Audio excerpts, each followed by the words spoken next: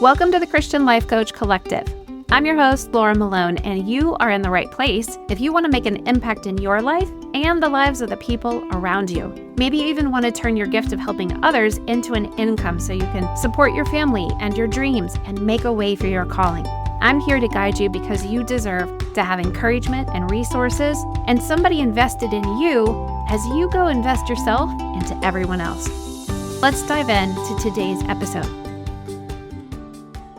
I always talk about the season of big days in regards to the holiday season, like Thanksgiving and Christmas and New Year's Eve. But I really find that during this season of big days, referring to Mother's Day and Father's Day and graduation and school's out, and in this season of big days, I find that the days of Mother's Day and Father's Day, the celebration of them can be really difficult for a lot of people. And we have to face our parents. We also have to face our children. And there are a lot of expectations, and we have dirty filters for the interpretations we have. And I want to talk about the expectations first. You can go listen to episode number 42 about what I call the expectation handbook, right? It's where I first introduced the concept on the podcast because it's like a handbook that we've written for ourselves. But also we've written one for every relationship that we have. Even the relationship like with our hairstylist and the groomer for the dog and the mechanic and the doctor. Like we have handbooks for all of them. And how often have you heard somebody say, I wish this baby came with a handbook? Well, they do. But the handbook wasn't written and published by an expert. It was written by us. We write one for every person in our lives, and we write one for each role we find ourselves in, every situation we get into, each dream that we dream and put our hope in. It's like we have expectations, even if we're not consciously aware of them. We also have a handbook for God. We expect him to be who we decide he is and to do what we need him to do. And we can expect him to show up when we decide we need him. We can expect him to reject us when we believe we deserve rejection, like all the things. But in this season of big days, we come face to face with our expectation handbooks that were written about our parents, all in a time when we're supposed to be, quote, celebrating them. So I'm going to be honest here, tell you a story. My mom, who's gone to be with Jesus, we were not really close. She loved me. I loved her. She was a good woman at heart. But our relationship was very difficult. From my perspective, growing up through a dirty filter, which we're going to talk about next, she was so involved in taking care of my brother who had a mental illness and who had also abused me as a child that I always felt I was in the background. She had also lived a very traumatic life from the womb, and she'd kind of been in pain and sick all of my life, though I found later that a lot of her health issues were actually psychosomatic and they were associated with her trauma. So to a little girl who was the baby of the family, because my brothers are 7 and 8 years older, so I'm actually considered an only child. If you study like birth order, it resets every 7 years. So I'm kind of considered an only child because older kids, 7 years and beyond, like they tend to be out of the house sooner. And so I always felt like I was an afterthought unless my mom needed something from me, like she needed me to help her. And because my parents divorced when I was 4, I was often the only person in the house, right? Because my brothers were gone. My mom, I needed to do chores. I needed to rub her aching back. I needed to listen to her process, like her complaints about work, whatever. So as I got older, my expectation handbook started sounding like this. Don't tell mom I don't feel good, because she'll want me to go to the doctor because I probably have bronchitis. So I can't talk to her about what's going on with me because she'll turn it into a major problem. I can't tell my mom, say anything like, oh, the baby's breath smells so sweet and good, because she'll decide that that means my baby has diabetes. It is just like, everything that I was going to say was going to get turned around. Mom will get upset if I need to get off the phone before she wants to get off the phone. So I have to gently extract myself from the conversation, meaning I have to prepare her for 10 minutes or more, or I have to text my husband to suddenly need something from me so he can rescue me from my phone call. My expectation handbook sounded like, Mom does not listen to the heart behind what I say. She just wants to make whatever it is into something negative that she understands. So I have to curb my enthusiasm because she will always break it down. And I had the same type of expectation handbook for my dad. Dad will send checks for birthdays, but he won't make a phone call or pick up the grandkids. Dad thinks it's everybody else's responsibility to come see him, but he won't step outside of his life to reach out and come see us often or help out and be a grandpa. Dad will turn everything I say about myself or my life into a story about him. Like that is what my expectation handbook developed over the years into. And so here's the honest part of the story. Not that that wasn't honest, but the part I wanted to get to is I had a friend who had a really terrible situation with her mom her whole life. Basically, she didn't get any care or compassion from her parents or her siblings throughout like most of her life. So we would look at Mother's Day cards when we were young women. We'd go to the store and we would read cards and magazines and just randomly just spend our time. We didn't have smartphones. We didn't have anything else to do. And we would laugh about how ridiculous these Mother's Day cards were because none of them felt true for us. They all talked about how amazing this mother was, about the characteristics of this incredible person, the joy of being her daughter. We would be like, that's just a bologna sandwich. My friend and I, we would make up our own cards. Like, what would we say if we were brave enough to create this card and mean enough to actually give them to our moms? And it would be like things like, you know, if you would just smile once in a while, I'd spend more time with you. Happy Mother's Day. Or, hey, Mom, wishing you a life of joy and peace, but I doubt you would know it if it slapped you across the face. That was coming from what we had come to expect from our moms. Like, that's what we felt towards them. And terrible thoughts, but so real because of the pain. And I would think to myself, gosh, I hope my children can always find a card that's been written that fits what they believe about me. My goodness. And at this point, I could say, so far, so good, but time will tell, I guess. So over all the years during Mother's Day and Father's Day, I've struggled to do more than what's expected of me. Send a card, keep it simple, keep it nice. But I don't buy cards that lie and go above and beyond saying all these incredibly nice things that I don't actually feel or believe. It doesn't feel authentic to me. So I keep it simple. I'm not sure if my parents would ever have believed me if I bought those cards anyway, because I'm not sure they saw themselves the way those cards ever described a mom or dad. But here's one thing I need to consider, and I want to challenge you with. What if they did? What if my parents and yours really thought they had done the right thing and were always loving and kind based on their intention? What if they always wondered why they don't get cards that say, you're the absolute best, and I mean it honestly with all my heart? I can't imagine having any other mom or dad but you. What if they wonder, like, why don't I get cards that say that? I really have been the best mom I possibly could be. I didn't do what my mom or dad did. I did things that I always said I would do for my kids, but my kids don't see it. What if my mom really did give her best to me and I couldn't see it or accept it because I had an expectation of who she was supposed to be and what she was supposed to do based on who I am? What if my disappointment was of my own making because she was not my version of perfect? What if she would have been considered perfect by somebody else as her as if they'd been her daughter? What if my expectations were in the way of a healthy, good relationship with her?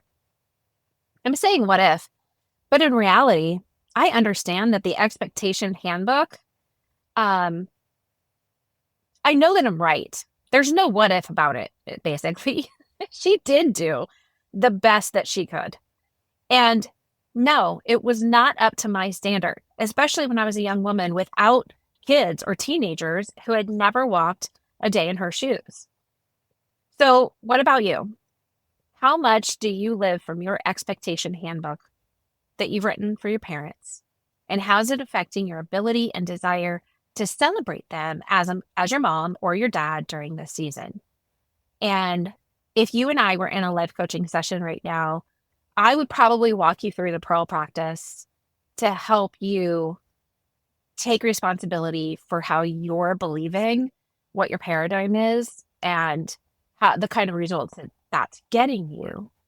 And I would start with, what is your, um, how do you feel when you're with your mom or dad? After you define that emotion, I would ask you, do you want to feel that way? Like, or what else do you want to feel? Do you get mad or mean sarcastic? Like, not my version of funny sarcastic, but like the mean sarcastic. Do you withdraw? Do you give in and let them have their way so you can avoid conflict? Do you get offended on the inside but paste a smile on the outside just to survive it? Then I would ask you, what kind of results are you getting when you take that action? So, what are you feeling? What do you do when you feel that way? And what kind of results do you get when you do that? Do you drive home with road rage, and then like ride all the bumpers and make other people around you feel unsafe? Do you take your pain out on the people around you later, causing a cycle where your pain causes pain to people you care about?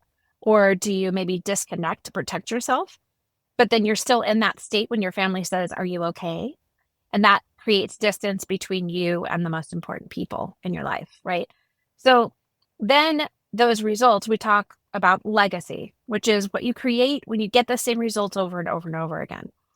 So if you're constantly taking your anger out on the road, cursing cars, running lights, riding bumpers, you can only do that so many times before that kind of result gets you somebody hurt or maybe does some harm to your car or somebody else's. If you self-protect, then you can only do that so long before you create distance so much between you and your spouse that that's the legacy you get. If you hurt your kids with your words because it's a habit to speak from your pain instead of dealing with it, then you develop a legacy that's now cyclic from parent to you to children.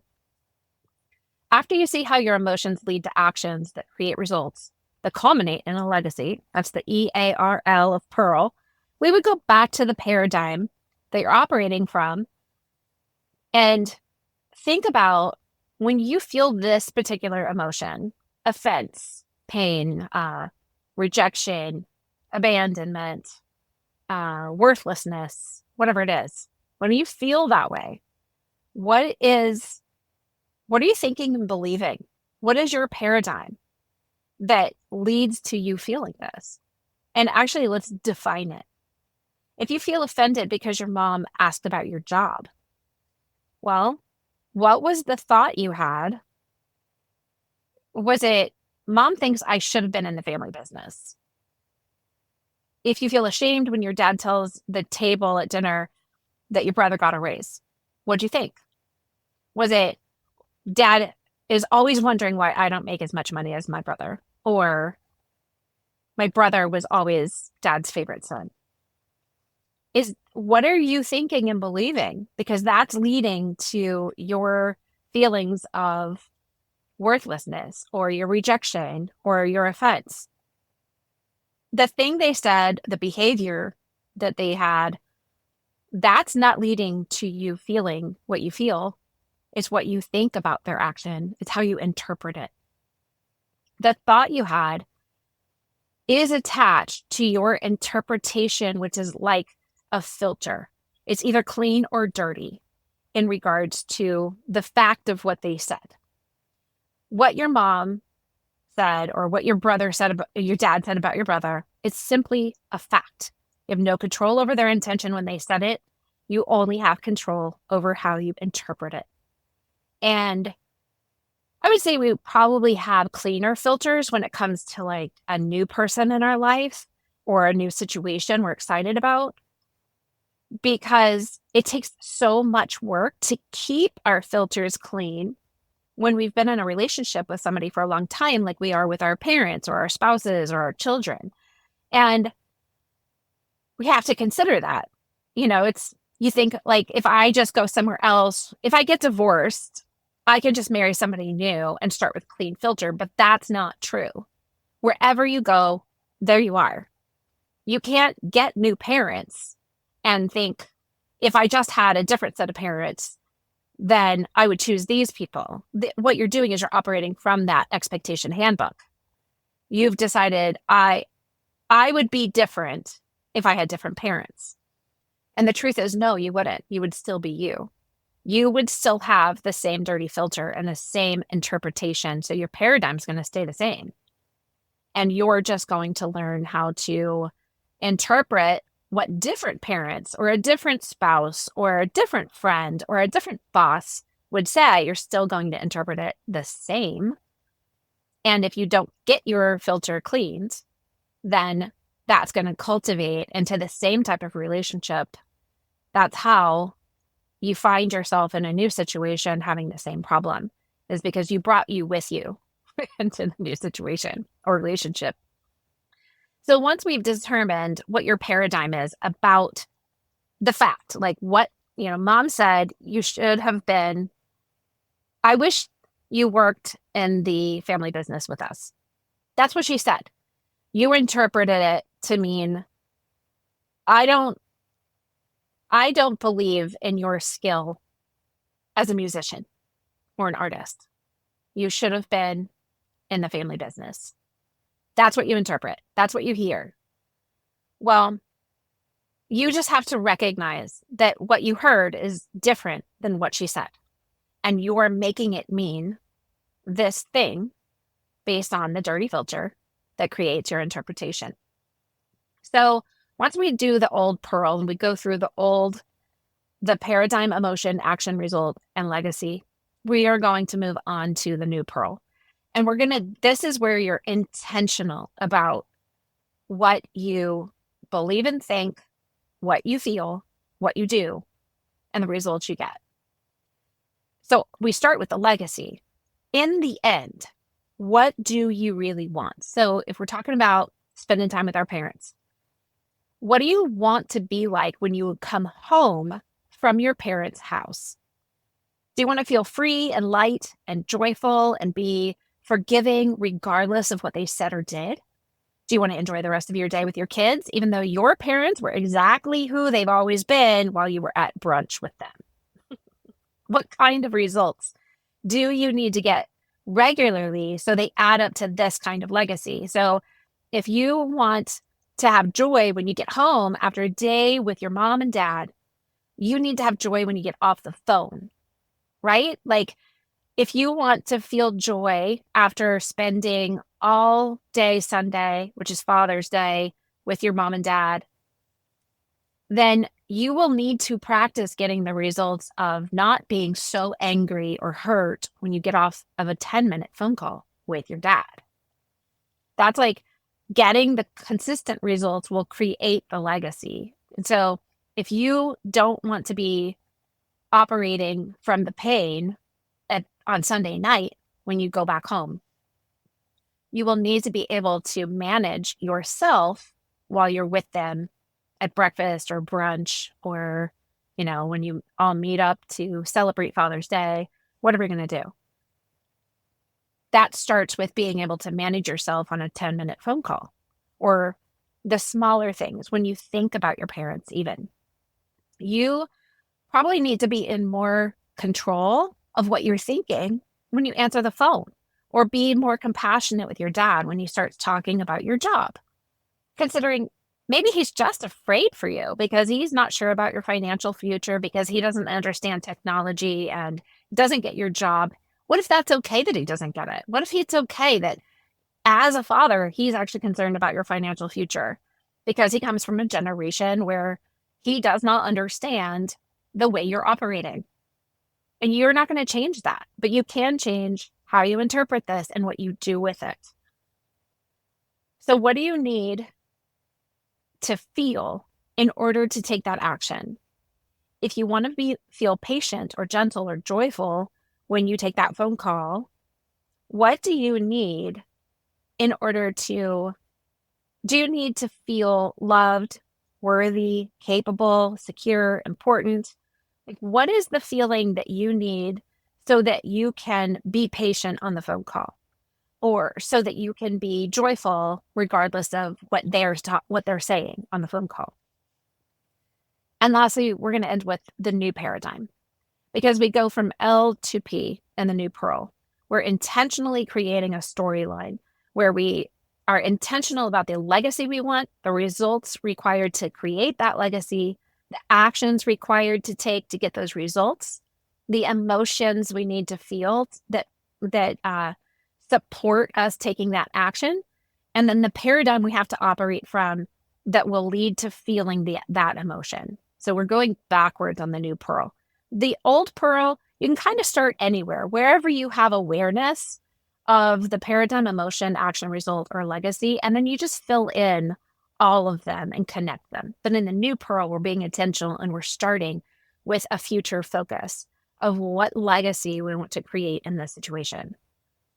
So, what do you need to think that's going to lead to you feeling loved or worthy or capable or secure or important, regardless of the fact, the situation, regardless of how your mom or dad acts and what they say and how they treat you? You can intentionally think something and cultivate a belief system that will be helpful instead of harmful. So you have to define and decide what your paradigm will be for yourself. And that means you need to become a person who leads yourself well by living intentionally, taking your thoughts captive, making wise choices, and doing the work of cleaning out your filter so you can interpret things through God's eyes. Or even better, see them through His eyes and through the true intention of the other people involved. You do not have to allow other people, even your parents, to have the power to label you, to break you, to name you, or to shame you.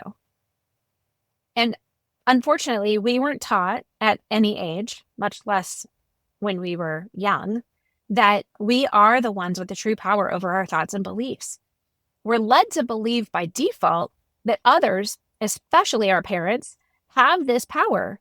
But really, even when we're young, we're practicing our own power by allowing other people to have a say over who we are. So if someone were to tell us, and we were to believe them, that it's our choice what to believe about ourselves, that we don't even have to believe the things our parents say and the interpretation we have of those things, we might find ourselves becoming more than we even thought was possible. We might find ourselves stepping into truths that we know are real deep down in our soul, regardless of what our parents say and regardless of how we interpret what our parents have said. As Christians, we say we believe God. We proclaim He's our Heavenly Father. The Bible is true. But then we allow what other people say to us to have more power than what He says. We allow other people's thoughts to define us and to identify us. But when we hear God talk about us, when we let His word to us fill in our paradigm, we can live from that truth with a deeper knowing and a deeper intimacy and a deeper connection, because He made us. The people in this world did not make us. They do not know us. Even our parents, they helped bring us into the world, and they've been given the honor of raising and releasing one of God's children. But they have finite and limited knowledge about who we really are and what we were created for. Only our Heavenly Father knows who we are. He is the one that knit us together in our mother's womb. Our mom did not knit us together. We need to hear him. And he's not like our earthly dad or mom, but our brains only know who they are as our parents. And then our brain associates who they are with who God is, which is why we need to pull from what we know in our spirit and hear God about who he is to us and who he says we are. That's where we begin to see how dirty our filter is. And you can think of your filter as like the perspective and the way that you interpret what is said and done around you. So your interpretation allows debris to get into your filter and clog it up, and it causes what you hear to be distorted from what was said and the meaning behind it, the intention behind it. It keeps you from being able to know other people's true intention, including God's. So, for example, I recently asked my daughter to clean her car out, like deep clean. Come on, clean it. And while it took many days for her to actually go do it, one day she finally said, I did it. It's finished. I excitedly said, let's go see it. Like, I want to see it. Immediately, I saw her countenance change from confident and happy to hurt and mad, like instantly. I had no idea what happened. I just knew that she got kind of like mean towards me. So my interpretation was she doesn't want to show me, doesn't want to be with me. So when she kind of stormed out of the room, I went the other direction because I don't want to be with her if she's going to treat me like that while I'm excited about something. And I don't want to see the car cleaned so badly that I'm going to force her to take me, right? So later she comes in and says, well, are you coming to see the car? And I was like, no, no, I'm not. Well, why? You said you wanted to see it. And I'm like, well, you got mean about it. So I don't need it badly enough for you to force you to spend time going to look at the car with me. And I said, why did you get mean like that? And she said, I don't know. I guess I just thought you wanted to see it in the same way you used to tell me to clean my room. And then when I'd say it's clean, you would go, let's take a look at it. And I had this aha moment, like her interpretation of my desire to see the car clean was based on a past scenario that her brain remembered and cataloged and wanted to avoid. Her paradigm was that I was going to point out what was wrong, what still needed to be done, what was still dirty, and how she needs to go fix it. But my intention was I had seen what it looked like, and I was excited to see some pretty gleaming outside and wiped down trashless inside. Like, I wanted to see the transformation. It didn't matter how much she had done. It was going to be a transformation. She just wanted to avoid my disappointment. My filter was dirty when she reacted to me based on her dirty filter. And that's where you begin to see the breakdown of communication. And ultimately, that culminates in a breakdown of relationship if it's not tended to and it's left unhealed. So debris in our filter is things like pain and shame, offense, unforgiveness, anger, bitterness, regret, disappointment, fear, like all of these things. They coat the words and behaviors we experience. And all of those words and behaviors, they pass through the filter and get like this film on them of whatever I put on it. So if your parent says something to you, like, I wish I had talked to you last week, that could go through my filter and come out on the other side with a film of guilt or shame on it, or bitterness. You always think I'm supposed to call you every week. It's going to come through my filter based on what is like, is my filter clean? Can I hear that my mom or dad really just wanted to talk to me last week because a lot was going on? Maybe that's what they were saying. That was their intention. But it came through my filter and it could come out with a coat of offense on it and make me interpret it as you don't call me enough and it's your fault. So if your parent says something, you get to actually decide, how am I going to filter that? If you're cleaning your filter, you're going to hear less about you. You're going to hear more about them. Even if their disappointment and their hurt, it comes through because it's actually disappointment and hurt. If you have a clean filter, their disappointment and hurt in what they say, you're going to see that it's more about what's going on inside of them and less about you. It's moreover, like if you have a filter that's coated in grace and mercy and truth, then you're going to have compassion and respond with patient love to what they say. You know, 1 Corinthians 13, like the chapter about love, it's connected to our filter. I recently saw a trailer when we went to the movies for the new Inside Out 2 animated movie. And I really loved the first one. And I highly recommend that you see it if you haven't, and see it again if you have. So if you don't know about it, in the first one, they created characters in this animated movie about a little girl's emotions, about moving across the country. And the main ones in the show, they're joy, sadness, disgust, anger, and fear. And it's so brilliant the way they bring them to life and show how joy, she tries to shut down sadness because she doesn't think that the girl should ever be sad. She thinks she should just always have joy and just always be happy. But they find out that when you try to shut down one emotion, you end up shutting down emotions. You shut down the ability to experience emotions by believing that you should never feel disappointment. You should never have fear. You should never be sad. All things should always be good. Then what happens is you actually shut down joy because sadness is not allowed to operate. When you suppress one, you end up just suppressing your emotions in general because they come as a team, that you need them all. Sadness is a great emotion. Your body needs to feel sadness. So in the trailer, they introduce the new emotions of the girl's teenage life in Inside Out 2.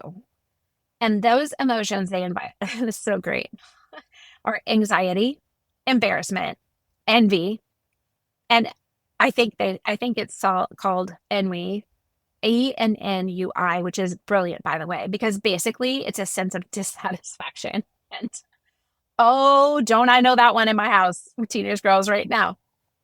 So these new emotions have pushed the old emotions down and they're suppressing them. And the old ones find themselves on this journey, like, because they are shut out, right? And at one point, they reach what's called the sarcasm.